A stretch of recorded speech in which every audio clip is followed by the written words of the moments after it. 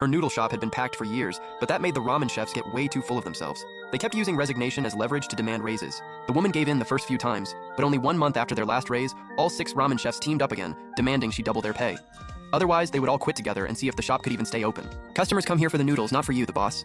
Anyone can be the boss, but without us veteran chefs, this shop probably won't last. Boss Jiang, we're not asking for much, just double our current pay. But this time, the woman flat out refused and fired all 6 of them. Furious, the chefs left with a threat, saying her noodle shop would shut down in 2 days. Now the only person left in the shop was the dishwasher auntie, but the woman didn't panic at all.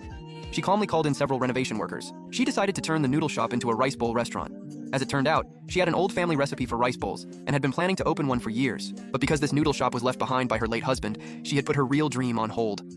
Now that the chefs had made such a scene, she finally decided to bring that plan back. Meanwhile, the clueless ramen chefs had already started calculating how much money they should squeeze out of her when she came begging them to return. My son's getting married soon.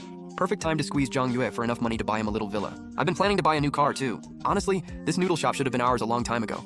A shop without a kitchen crew is like a fish without water. It won't survive. Soon, the renovation crew started remodeling the noodle shop.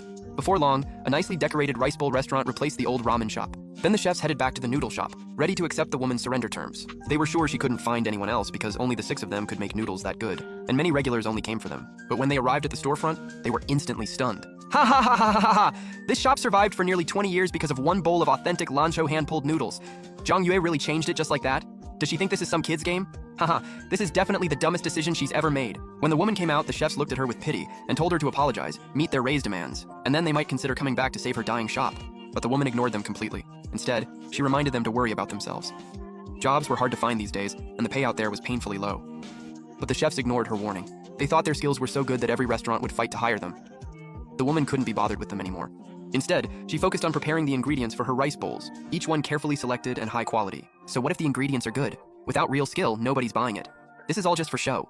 I once told old Zhang we should handle the ingredient buying, but she refused. She really doesn't know what's good for her. Back then, to cut costs, the chefs even wanted to use rotten, smelly meat for the noodles.